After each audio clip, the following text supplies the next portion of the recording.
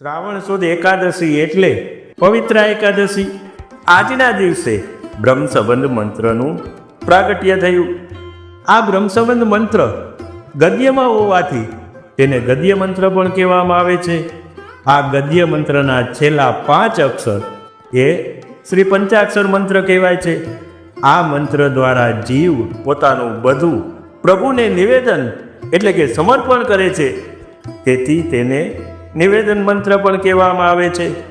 આ મંત્ર દ્વારા બ્રહ્મ સાથે જીવનો સંબંધ ફરીથી જોડાય છે, માટે તેને બ્રહ્મ સંબંધ મંત્ર કહેવાય છે. વાલા વૈષ્ણવો, આ બ્રહ્મ સંબંધ મંત્ર અલૌકિક અને ખૂબ જ પવિત્ર છે. તેથી તે મંત્રને અપરસ વગર બોલી કે સાંભળી શકાતો નથી.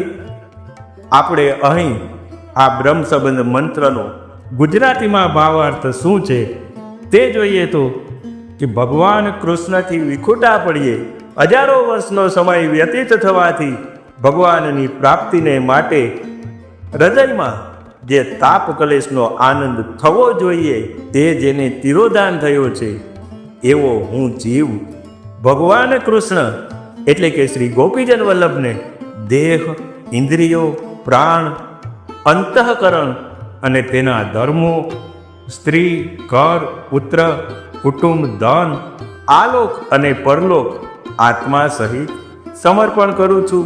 હું દાસ છું. હે કૃષ્ણ, હું તમારો છું. આમ બ્રહ્મ સંબંધ મંત્રનું પ્રાગટ્ય અને તેનો ભાવાર્થ રહેલો છે.